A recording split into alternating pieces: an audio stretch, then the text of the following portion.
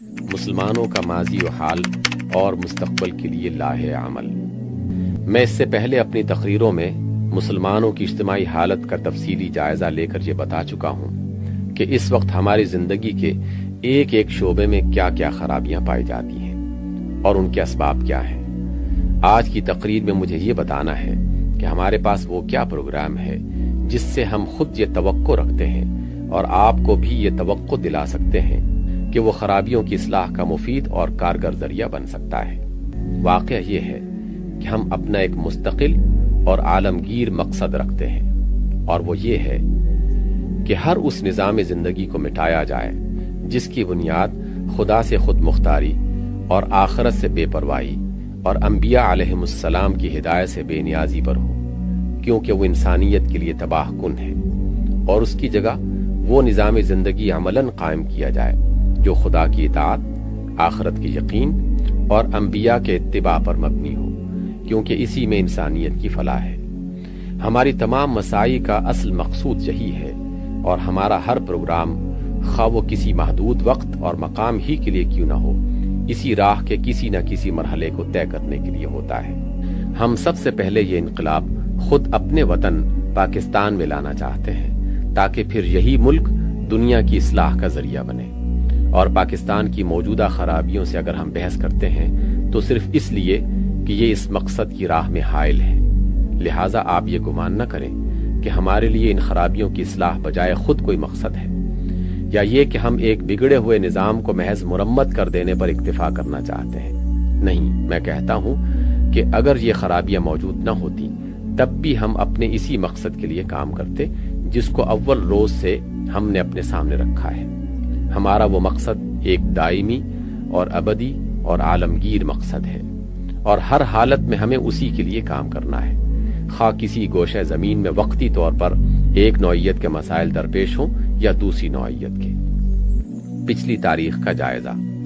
اس توضیح کے بعد میں ضرورت محسوس کرتا ہوں کہ جس طرح آپ نے وضاحت کے ساتھ اپنی قوم کی موجودہ خرابیوں کا جائزہ لیا ہے، اسی طرح آپ ذرا اپنی پچھلی تاریخ کا بھی جائزہ لے لیں، تاکہ اچھی طرح تحقیق ہو جائے کہ آیا یہ خرابیاں اچانک ایک حادثہ اتفاقی کے طور پر آپ کی سوسائٹی میں رونما ہو گئی ہیں، یا ان کی کوئی گہری جڑ ہے اور ان کے پیچھے اسباب کا کوئی طویل سلسلہ ہے۔ اس پہلو سے جب تک آپ معاملہ کی نوعیت اچھی طرح نہ سمجھ لیں، نہ تو موجودہ خرابیوں کی شدت و وسعت اور گہرائی آپ پر واضح ہوگی،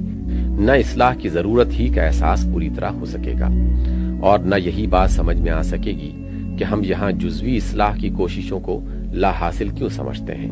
اور کس بنا پر ہماری یہ رائے ہے کہ ایک انتھک سعی اور ایک ہماگیر اصلاحی پروگرام اور ایک صالح و منظم جماعت کے ذریعے سے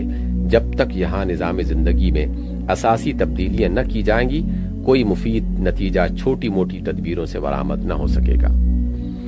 ہماری تاریخ کا یہ ایک اہم اور نتیجہ خیز واقعہ ہے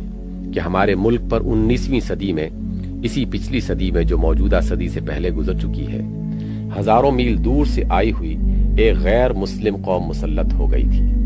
اور ابھی 3-4 ہی برس ہوئے ہیں کہ اس کی غلامی سے ہمارا پیچھا چھوٹا ہے۔ یہ واقعہ ہمارے لیے کئی لحاظ سے قابل غور ہے۔ پہلا سوال جس کی ہمیں تحقیق کرنی چاہیے یہ ہے کہ آخر یہ واقعہ پیش کیسے آ گیا؟ کیا کوئی اتفاقی سانحہ تھا جو یوں ہی بے سبب ہم پر ٹوٹ پڑا؟ کیا وہ قدرت کا کوئی ظلم تھا جو اس نے بے قصور ہم پر کر ڈالا؟ کیا ہم بالکل ٹھیک چل رہے تھے، کوئی کمزوری اور کوئی خرابی ہم میں نہ تھی، یا فی الواقع ہم اپنے اندر مدتوں سے کچھ کمزوریاں اور کچھ خرابیاں پال رہے تھے، جس کی سزا آخر کار ہمیں ایک بیرونی قوم کی غلامی کی شکل میں ملی؟ اگر حقیقت یہی ہے کہ ہم میں کچھ خرابیاں اور کمزوریاں تھیں جو ہماری تباہی کی موجب ہوئیں، تو وہ کیا تھیں؟ اور آیا اب وہ ہم میں سے نکل چکی ہیں، یا ابھی تک ان کا سلسلہ برابر چلا آ رہا ہے؟ دوسرا سوال یہ ہے کہ یہ بلا جو باہر سے آ کر ہم پر مسلط ہوئی، آیا یہ صرف ایک غلامی ہی کی بلا تھی، یا وہ اپنے جلوں میں اخلاق، افکار، تہذیب، مذہب، تمدن، معیشت اور سیاست کی دوسری بلائیں بھی ساتھ لائی تھی؟ اگر لائی تھی تو دیکھنا چاہیے کہ وہ کس کس نوعیت کی بلائیں تھیں، کس کس حیثیت سے انہوں نے ہمیں کتنا متاثر کیا، اور آج اس کے جانے کے بعد بھی ان کے کیا اثرات ہمارے اندر موجود ہیں۔ تیسرا سوال یہ ہے کہ ان بلاؤں کے مقابلے میں ہمارا اپنا رد عمل کیا تھا؟ آیا وہ ایک ہی رد عمل تھا یا مختلف گروہوں کے رد عمل مختلف تھے؟ اگر مختلف تھے تو ان میں سے ہر ایک کے اچھے اور برے کیا اثرات ہیں جو آج ہماری قومی زندگی میں پائے جاتے ہیں؟ میں ان تینوں سوالات پر وضاحت کے ساتھ روشنی ڈالوں گا تاکہ ہماری موجودہ خرابیوں میں سے ہر خرابی کا پورا شجرہ نسب آپ کے سامنے آ جائے اور آپ دیکھ لیں کہ ہر خرابی کی اصل کیا ہے اور اس کی جڑیں کہاں تک پھیلی ہوئی ہیں اور کن اسباب سے اپنی غذا حاصل کر رہی ہیں۔ اس کے بعد ہی آپ اس پوری اسکیم کو سمجھ سکیں گے جو علاج و اصلاح کے لیے ہمارے پیش نظر ہے۔